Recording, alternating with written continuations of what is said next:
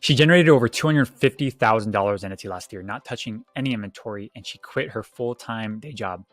Guys, today we're talking with full-time seller Heather Johnson about how she grew her Etsy print-on-demand shop and the strategies that she used to do it.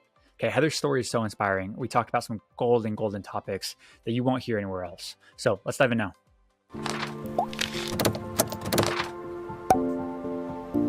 Cool. Hey, Heather, how are you? Good. How are you, Cody? I'm doing great. Thanks so much for coming on. I really appreciate it. Yeah, of course. Tell our audience about who is Heather Studio, what do you do, how did you get to Etsy, and everything. Yeah. So it started last year in 2021 during the pandemic. Well, actually, kind of backtrack even farther than that in 2020 when the pandemic first hit, and I was cut a lot of hours at my job at the hospital I worked at. I was in the radiology department at my hospital, and we were cut quite a bit of hours because radiology is based mostly on orthopedic surgeries. So that was something that really cut our hours and affected us directly. And that was something that in my my area in healthcare, we did not expect as far as getting cut hours. We thought that, we would have the same amount of hours just because of the pandemic, because you still need MRIs, you still need x-rays, throughout the pandemic, even if these elective surgeries are cut. So during that time, we were cut a lot of hours. A lot of my coworkers were laid off. And luckily, I was one of the people who wasn't laid off. I had some hours, maybe not my regular hours, but I also just bought a house. So it was just a very scary time because I was like, oh gosh, I just got this house and now I have to pay like bills and I don't have any money. I mean, I'm not seeing that, normal income flow anymore. And I realized at that time, I was like, oh, I have to find something else. So I went on YouTube and I remember I was on call for work that night. And generally a lot of hospitals, especially in like radiology, most of the technologists they generally go on like call overnight time, usually like after 11 p.m.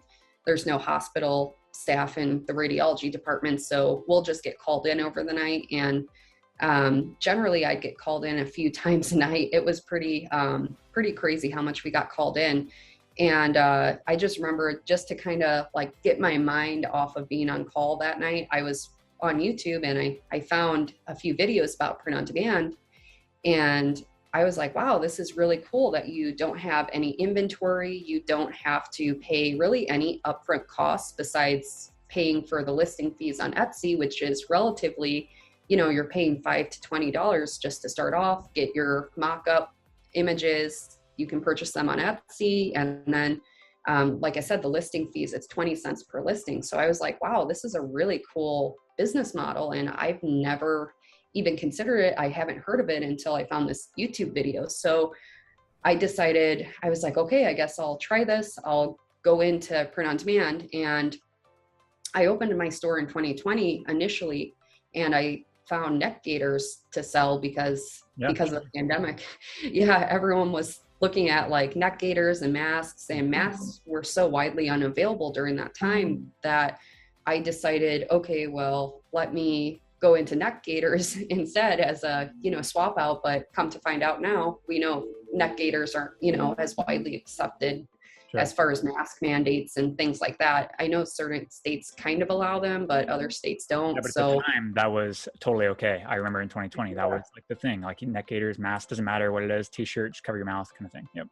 Yeah, exactly. And that's, so I was like, well, let me try neck gaiters. And I sold probably, I want to say 5 to 10 of those. And then I realized that Printify and Printful and a lot of the print on demand companies, they got really backed up on their order volumes because they had short staffing at that time. And they were just very behind as far as that all went. So I pulled back and I actually completely closed my store because I was like, I had these customers getting their items 2 to 4 weeks after they purchased. And I didn't want my first reviews on Etsy to be so low. So I was like, okay, I'm just not going to do this. And for the next probably 6 to 8 months, I actually kind of got more sad because we started getting our hours back in healthcare, and our hours were, after the pandemic, since they laid off so many employees, a lot of those employees eventually didn't return because they found other jobs. So we were pretty short staffed, and we were working, almost double the hours. So we went from working no hours to like double the hours and double the call time because we didn't have enough employees to fill all the call hours. And it just got so stressful, and it caused a lot of mental health issues for a lot of us healthcare workers, because we were just going, and this is just all around, most occupations.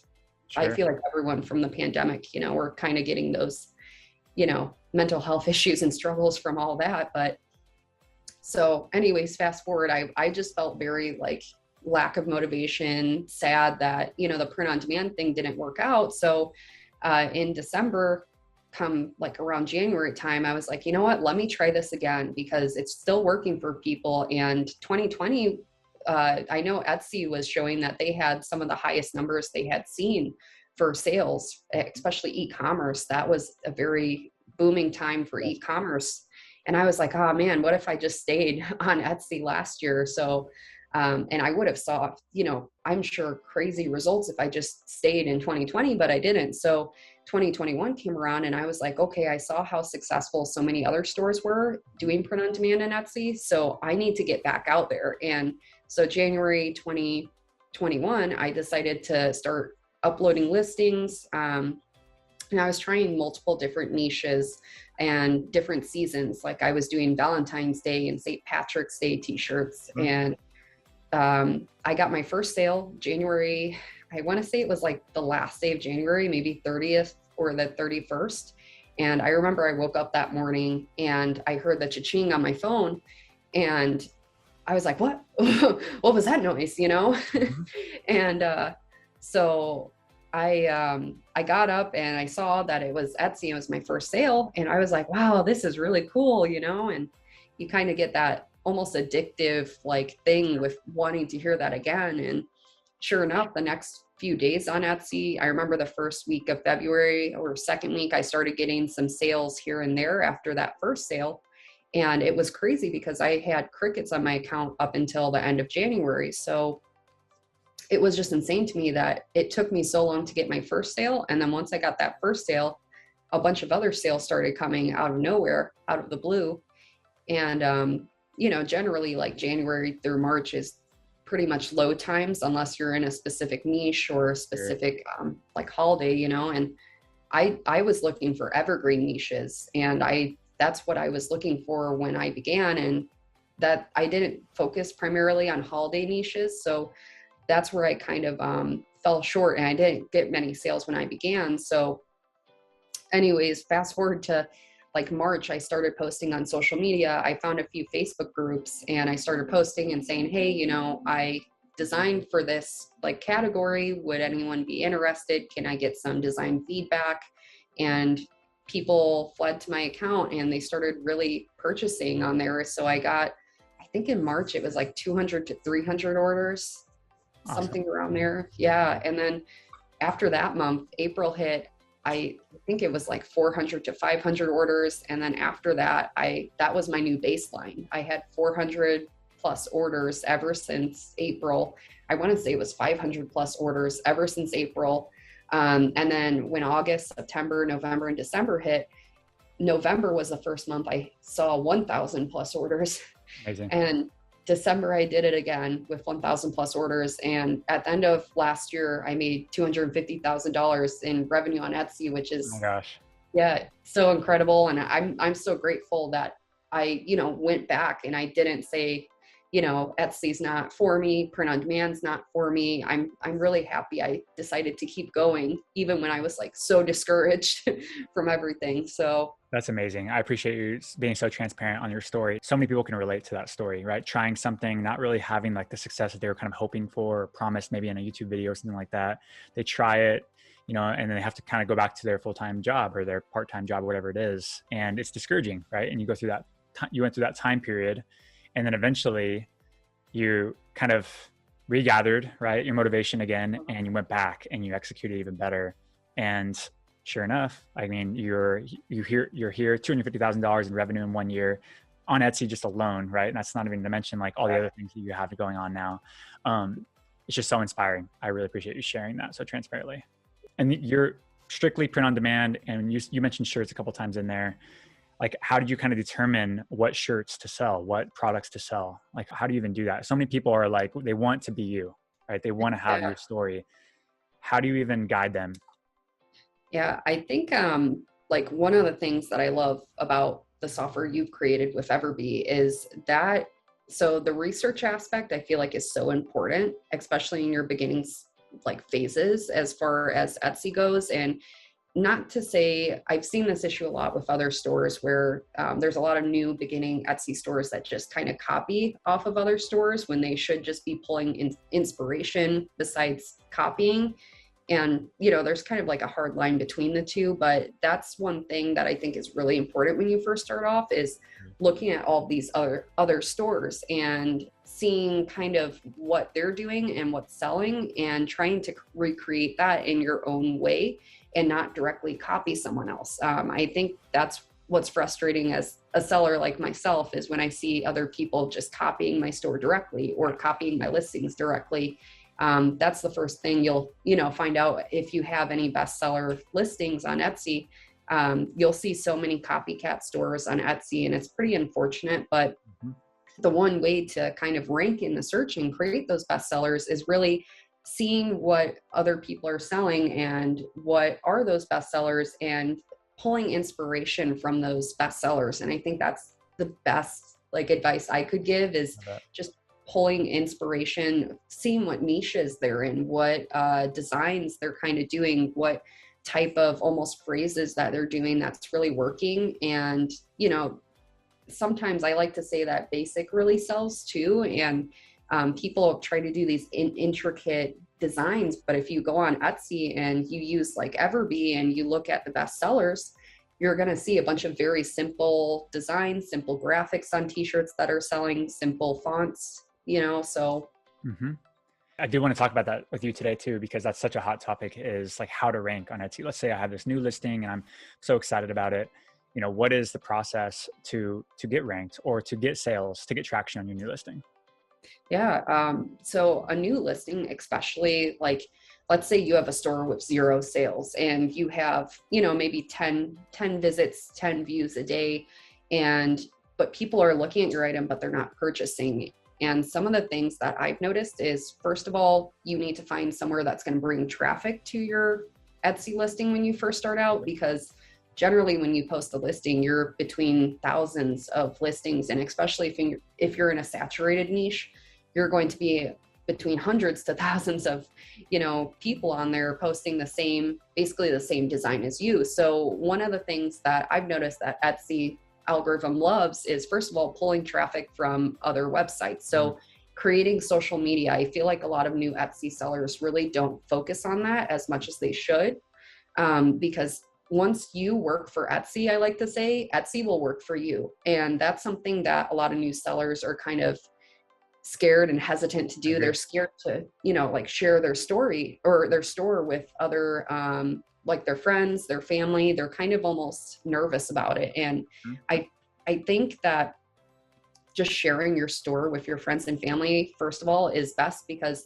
you can get feedback and direct criticism. And I know it's kind of hard to hear that at first, but it's really good for your store because then you get to learn what other people want to buy. And that's a really good question to ask your friends. Be like, hey, what type of t-shirts would you want to buy from me if I were to make a t-shirt? And I think that's best. But a lot of new Etsy sellers will create listings that people, they might like, but they can't relate to, and they don't want to purchase it and wear it. Especially as far as t-shirts go, and t-shirts is a widely saturated niche. So I think just ranking your Etsy listings, and sorry, I'm making a long drawn out thing for this, but to rank your listings though, I think it's really pulling that social media traffic and going to specific niches. Like you really do have to find a specific and passionate niche. And if you're not in a passionate niche, then maybe you want to reconsider, because I've seen a lot of people in just general niches, like positivity niche. And you're just never going to rank going into a niche like that, because there's thousands like you. And the only way to rank is bringing that traffic into Etsy, just to rank that. So I appreciate that. What is your suggested, or what have you seen in your experience, like an example of a niche? So obviously there's general stores, I like to say, like there's general, and then there's like a very specific niche product, like wood signs, like that's all they do is wood signs. And then there's like a wood shop. What typically would you recommend for a new seller? I definitely recommend, so I feel like the product niche stores, like for example, like my store on Etsy, my original one it's a complete product. So like I sell t-shirts, but I sell it in various different niches. So I think like the product is okay, if you're selling wood signs. And I think with wood signs, you could do so many different niches. But if you wanted to do one niche for a store, for like your whole Etsy store, that would be something that's more on the passionate frontier, like hiking or adventure, or the mom niche. There's just so many different categories that people are so passionate about. Like even plant niches, like people who plant, cacti or maybe grow bonsai trees. They love, just showing that they're a plant lover. Or maybe their friend or family member is, when they think about that person, they're thinking about plants and they're like, oh, that's a great Christmas gift. So I feel like those type of niche stores really work. I feel like now that I'm understanding fully like what you mean by passionate type of niches, and it's more so not that I'm passionate about it, it's that people in that category are extremely passionate about that one thing. Does that sound right? So like hikers, Yes. like there's a community around hiking, like hikers are hikers, right? They all kind of like stick together. Plant lovers are plant lovers. They stick together. That's what they do. And there's so many other like categories like that too. So you're saying basically build a niche to serve that audience, essentially. Exactly. Yeah. And even with Etsy, it's such a gift giving platform. And a lot of people, when they're thinking about Etsy, like when I first started on Etsy, for example, I was doing the positivity niche, and that's where I went wrong. That's where I didn't have many sales. And I was like, okay, this Etsy thing, maybe I missed my, when I first started in 2020, I had something going then, I had sales. And then when I came back, I wasn't getting any sales. And I realized that it was my niche. And I kept hearing people say, make sure you're in a passionate niche. And I kept ignoring them and I kept procrastinating it. And then once I went into passionate niches, that's when I started seeing the sales. And when I went to those Facebook groups and I posted on those Facebook groups, or even if you create social media for that in passionate niches, people will flock to that, and you'll get, that traffic coming through your social media accounts. And eventually you'll get those sales and then ranking on the Etsy algorithm. So I love that. It's interesting. I haven't heard this strategy that often. I know it is, I know people do it, but as far as like driving from external traffic, right? It's hard to do. That's why people don't do it. It's because it's hard. It's a little scary. Where do I even like find these people? Where do I find the people that are my potential customers? So you're essentially recommending, or you've done, at least in your past, has gone to Facebook groups around, like, let's say the plant niche, for example, and you go into plant groups and you would say, hey guys, like I designed XYZ product. Go check it out if you're interested in something like that. So that's what you would do. Yeah. So that's like my best advice for people starting out, is to find those very passionate groups and high engagement too. Like Facebook groups is the most high engagement I have seen as far as social media to get people actually seeing your items. Even for the Facebook group strategy that I recommend, just at least you ask the admin and try not to spam. I've seen a lot of people, quickly kicked out from that. So that's my best advice, is definitely ask the admin, because you'll get a lot of admins that of course say like no straight off the bat. But I've had a lot of admins that surprise me and say yes. And that's where you can, ask them, hey, can I post like twice a month maybe, and a lot of admins are really cool with that, especially if you're in a passionate niche and they don't have many t-shirts, or maybe you're designing totes or your wood signs. That's something I think that's really going to bring in that traffic and get some conversions on your Etsy account. So I love that. I love that strategy so much. And I think the biggest takeaway there, or one of the biggest keys that you mentioned, is like, don't spam the group, right? Think of it as like I'm trying to help this group further versus like I'm trying to take from this group, right? Trying to get a sale. Like, don't think that way for anybody listening. Think of it like, how can I add value to this group?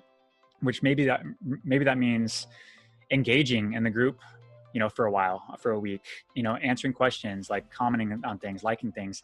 And then eventually when it makes sense, then you post your link and you do it in a very more authentic way where, it's not so spammy.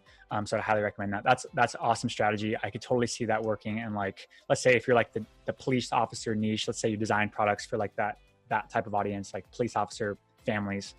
Mm-hmm. Like there's groups, I'm sure there's Facebook groups built around those, right? And Yeah. they're always probably looking for gifts to give to each other, give to their husbands, wives, right? All that stuff. That's a perfect example. Mm-hmm. I love it. Cool. Thank you for that. Let's kind of switch gears a little bit. Do you recommend Etsy ads for newbies or people that are established? What are your thoughts around Etsy ads? So I had not a good run with Etsy ads, I will say, but I have heard of people who Etsy ads work for. So I've decided this year I'm doing a case study on Etsy ads. So I'm going to post a YouTube video later on about that, because for me personally, in my like t-shirt and sweatshirt store on Etsy, I just haven't been getting the sales I would like to keep running them. I've been having almost an even amount of the profit that I'm getting from me running the ads versus how much I'm spending on the ads. I'm seeing like exact like balance out on that. So I'm not making any profit from the Etsy ads. So that's where I'm kind of a little bit in between on that. But I have heard of people in like my Facebook group and other groups for print on demand and Etsy, or just Etsy in general, that have had success. I just haven't been lately, unfortunately. So Yep. I wish I did, but I love that. Yeah. I mean, that's a real answer, right? It works for some people and doesn't work for some people. I typically would recommend like other folks ask this question to me, at least, is like, hey, do you recommend Etsy ads? And say, yeah, I do recommend it, of course. But as long as it's like working for you, so you have to measure the results every 7 days on a rolling 30-day basis. Make sure that you're at least breaking even on it. And if you're not breaking even, you have to shut those specific ads off, because you don't want to just drain money out of your account, right? There's no point. yeah. And I think it would be great for higher profit margin items, though. I will say, if I had a high profit margin item, I think that strategy would be so much better, just because like with t-shirts and sweatshirts, you're only making $5 to $10 per t-shirt that you sell. And right now I'm running a campaign for $5 a day with Etsy ads, but I'm not really, I'm spending about $5 for a sale maybe every 1 or 2 days. So, or every other day, it's looking like right now. So that's where I'm kind of at a draw. So completely understand that. And I think anybody listening to that, that's how you should probably be looking at ads. Just like Heather mentioned, is look at it from a numbers perspective. Don't just say like Etsy ads don't work for me just because like you haven't blown up on Etsy ads. Just look at it from a numbers perspective. Very like, just what is your profit per sale? How much are you spending? Figure out the math, and that will tell you what to do next. Shut it off or keep it running. I love it. So what is the typical profit margin that you've seen in your experience? I know you mentioned like dollars, like $5 to $10 profit print on demand. How about like percentage wise? Is it like 20 to 30% to 40% type of profit margin in the print on demand world for you? yes, so it's exactly 20 to 30%. So my books are almost completely finalized for this year from last year. Nice. I've spoken about this on my channel a few times now, but I made mistakes when I first started on Etsy with print on demand. I didn't hire a bookkeeper soon enough. That's the best advice I can give to anyone starting out, but get that bookkeeper once you really start seeing those sales, because you will thank yourself later. And from last year, through my books, I'm at 20 to 30%. So it's a really nice profit margin. I try to price my t-shirts at like the mid-range between my competition. So generally for t-shirts, that's like $22.99. So I love it. Yeah. That's perfect. What kind of a conversion rate should somebody expect? I hear this a lot too. It's like, hey, my conversion rate is high. My conversion rate is low. What is a good conversion rate? What's your thoughts? I think when you're a beginning Etsy store, it's very normal to have a conversion rate around 2%. to 3%. That's what I had my first few months when I was starting to get my sales. And I think that's mostly due to how many reviews you have and how many sales you have on your account. But now from last year, my conversion rate was 4.3%, which Wow. I thought, yeah, I was really excited about that. I was like, oh, that's so cool. I think it really went up higher because I kept posting in those Facebook groups. And then on top of that, I was, I had so many reviews coming in that were all 5-star. And at the end of the year, I had a 4.9-star average and rating on my account. So I think a lot of people, they're more keen on purchasing from stores that have those high reviews. So my conversion rate was higher, but I feel like as a new store though, you're kind of dipping between the 2 to 3% range. And I think when you go under 2%, you might want to like reevaluate maybe your niche, maybe your product, maybe your designs, and see how you can increase it, because that's a big thing with ranking on Etsy. Going back to the question earlier, is once you really get that conversion rate up, Etsy's tracking you by your conversion rate. So the higher the conversion rate, the more you're going to boost in the Etsy algorithm. So I love that. That's golden right there. I mean, I learned a lot there too. I mean, the fact that you got over 4% conversion rate, congrats on that. That's amazing. I feel like what I'm seeing in most of the print on demand space that I speak with is around like the 1.8 to 2.5% conversion rate. And I think we're in the same ballpark there, which is awesome. If somebody is below 2% conversion rate and they're in the print on demand space, like let's say t-shirts, would you recommend the first thing to look at and maybe optimize or just pay attention to?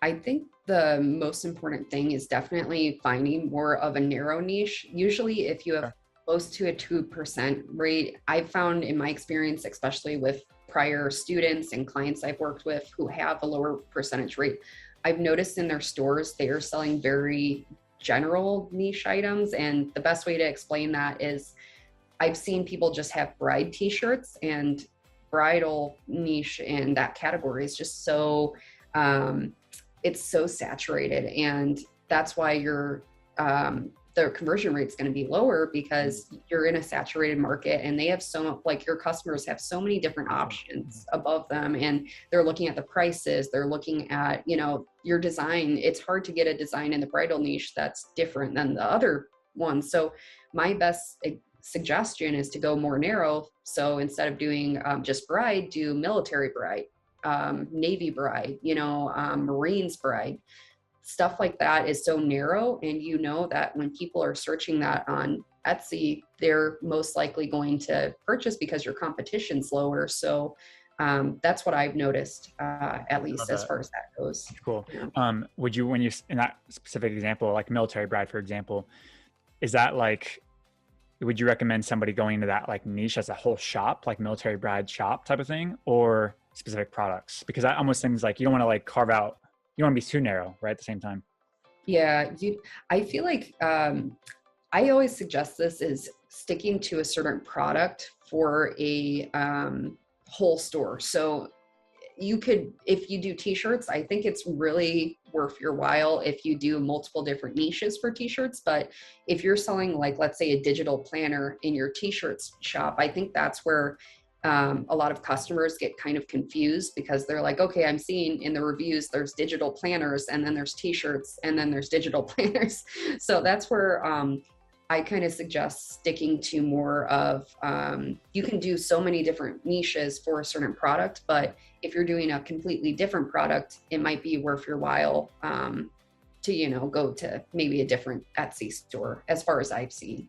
Gotcha. So, Yeah, it makes sense. It's a good school of thought. Like if you're going to be, so what you're saying is essentially sell in a niche, a product. So let's say you sell shirts, right? For example, you could sell all kinds of different shirts to a bunch of different audiences, right? You could sell like bridal shirts, like you said. You could sell shirts to men, shirts to women, shirts to fishing, shirts for hunting. Is that what you're saying? Basically, you're a shirt shop, but you sell to a bunch of different people. Yep. Yep. Exactly. On the flip side, there is, you could sell a bunch of different products, more of a general, like I sell like hats, mugs, cups, keyboards, right? All this stuff, but I only do it to police officers, right? Or police officer niche, or first responders, or paramedics, or something like that, or nurses. Mm-hmm. Yeah, I think stores like that would be great as well. I think you could do like either strategy, to be quite honest. At least it's not something that like the product is like completely, out of its element, like the planners. Like I've seen some stores with like, the digital planners and then like a t-shirt. And I, for reviews wise, and I feel like for ratings, I don't know, it's kind of a mix of the two, and it doesn't make as much sense, but it could maybe. But I've seen those stores not do as well, just because I feel like also in the Etsy algorithm, when people are going to your listing and then they decide to go to your store and purchase more items, that affects how your store ranks. So if someone's looking for t-shirts and they see a digital planner as your other items you offer, then I feel like that's why I suggest that. But what you were saying for the police niche, I really like that idea, because they may see a t-shirt that they like for the police niche, and then they're like, oh yeah, wow, there's a hat that I can buy as well, and a mug. And I think those products do well together as kind of almost like an upsell in Etsy. So I think that would be a really great strategy as well. Yeah, So I think there's different ways of doing it, but I agree with like, I think we're saying the same thing as far as that goes. That's awesome. No, I appreciate you sharing all that. What would you give like maybe somebody that has zero sales right now and they're watching this and they're inspired? What are some things that they should do like right now to keep momentum going? yeah, I think the first thing is definitely to get on social media. Even you could, let's say you're a little bit shy to go on Facebook or do the groups. You can always create a Instagram social media account just for your store, and just post your mock-up images that you have on your Etsy account. Maybe you can post pictures of you wearing your item, or if you have your product, maybe it's a mug, you're holding the mug. And then I think going on TikTok is a really great thing to do right now. I think TikTok's growth is so high right now at this stage. So I think doing social media and then just posting more listings, I think that's most important, especially if you're on the print on demand frontier, or really, I feel like any frontier on Etsy. Etsy is such a wide and large market now that it's very hard to be seen on Etsy. So one of the best strategies I can suggest is just to really post more listings. And also by just posting more listings, you can kind of see and test the market a little bit and see what sells and what doesn't sell, and kind of learn, your own design style maybe, or how the market may like a certain listing. So I love that. Um, would you recommend like when you get some traction on a specific listing, let's say it's a bridal shirt, military bridal shirt, something like that, and let's say I create this listing, it starts to sell, what would you do now with that data? Like, would you go and copy it and make another, not copy it, but like model your last one and make another version of that? Or how can someone capitalize on this success they've already had? there's definitely a few ways you could do that. So like you said, you could always duplicate that listing and offer a different color maybe on Etsy. I think that's a really great way to really increase your listings amounts. And sometimes people might not like the certain design style of that specific design. And what's really nice about Etsy is you have basically your own market research when people email you or message you. I've had one design that people loved, but there was a little bit of tweaking. Maybe they didn't like the colors. Maybe they wanted the design on a black t-shirt rather than a white t-shirt. So a lot of my customers would reach out to me and say, hey, can you do this? Can you do that? So I would recreate that design just in, a different product variation, or I would completely revamp the design for that specific customer. So And then reuse it later for everybody else. yeah, exactly. So I think that's one way to kind of replicate those designs and the bestseller designs. But the other way is just by taking that specific best-selling design or winning design and doing the same design template just in multiple different niches. So let's say you're doing great in the bridal niche, you can take it to maybe like the mother, like maternity niche. I feel like you could really transfer that design to so many other niches, and that's how you could really scale your store on Etsy. So I love it. How many listings? You said like posting more listings. How many per week, per month, per year? Give us some sort of framework to think about that. So it really depends on what product category you're in. I feel like if you're in a very saturated market, it is really important that you get as many, listings as you can. For t-shirts, for example, I think 300 to 500 listings is really where you want to stick. Totally. Just because that t-shirts and sweatshirts are such a saturated market that you really have to make sure you're posting as much as you can. But I've seen digital stores, for example. I think digital stores on Etsy, most of those type of products are less saturated, I would say. So you don't have to post, 300 to 500 listings. For the digital stores, I've seen a lot of stores do well with only 20 to 50 listings. So it really just depends on what category you're in. I love that. Okay, cool. And then if someone's like trying to set a goal for, let's say, this month and saying, I'm gonna post this many listings, I'm gonna create this many listings, how should they structure it? Is there a proper structure to kind of like keep the Etsy algorithm kind of like in their favor, like 1 per week, 1 per day, 3 per day, right? Or how would you kind of advise on that? Usually I suggest 3 to 5 listings a day, but a lot of my like clients and students, most people, even anyone who's starting on Etsy and doing this business model, a lot of people don't have that time to do every day. So the other thing I suggest to those people is, okay, well, if you have a weekend day off, maybe uploading 15 to 20 listings that day, you could always do as well to kind of keep up and keep bringing out more listings. But it's always quality over quantity though. So I don't want to say, create all these listings and then, you may not see sales because the quality of your items are just not up to par with other listings. So when you say items, you probably mean not only the item, the product itself, but also like the pictures in there, right? Like if you're going to put up like not that good of a listing, right, up with 2 images on it, then that's not going to perform well ever. So you may as well just hold off on that, take your time, fill out the listing completely, make a well-optimized listing. So that way, when you do get your chance to rank on Etsy's first page for a specific keyword, you shine, right? You convert on something, and that tells the algorithm, hey, that listing's great. Like, let's show it again, and it convert again, and it shows again, and it's like this cool thing where now you're stuck. Yeah, exactly. That's kind of the most important part, is kind of creating that whole package for any customer that might see your listing. Because another thing I've noticed with Etsy's algorithm is they show in the search, right away, once you create that listing, they are ranking your listing against your new listing against all these other listings that have been on the platform for maybe a few months to a few years. And they're kind of analyzing the data they get from your listing. If people are clicking into your new listing and they click off of it, like I've posted a few listings on Etsy, and I'll search it up, in the private or incognito browser, and I'll actually see my listing on the first page, and I'm like, that's weird. And a lot of new sellers notice that too, and that's Etsy, kind of checking you out and analyzing your data. So exactly. Yeah, so what we call that over here is we call it the honeymoon period, right? Yeah.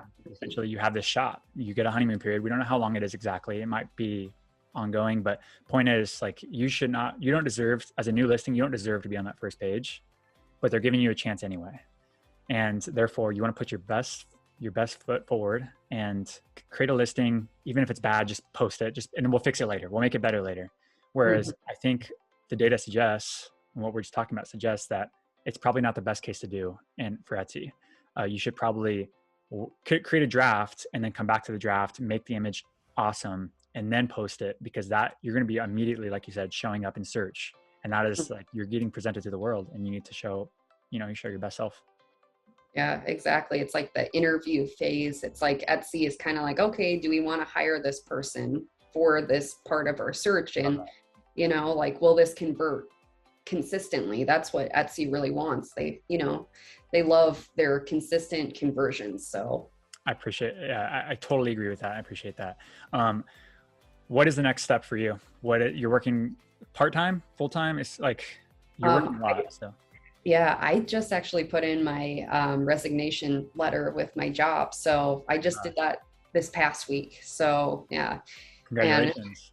Yeah, thank you. Yeah, so I'm going full time with Etsy and Print on Demand, and then I'm also teaching people about Etsy and Print on Demand. So YouTube as well. I recently was monetized, so that's another stream of income as far as that goes. So now I'm able to do what I'm really passionate about full time. And I love I that. was very passionate about healthcare and having that one-on-one interaction with my patients. And I went into healthcare because I wanted to help people. And now with Etsy and Print on Demand, I'm able to do that in a different way. So it's really exciting. Yeah. That's so exciting. And I'm so happy for you. That's such a big, big milestone. I know it is for you. I know it was for me. And I know it is for so many other people that want to get there too. I Yeah. think it's so cool how like you've mastered this thing, print on demand on Etsy, and now you just naturally fell into teaching it because people probably started asking you, and you're obviously passionate about it because you enjoy it and you feel like you've gotten pretty darn good at it, which you have, right? So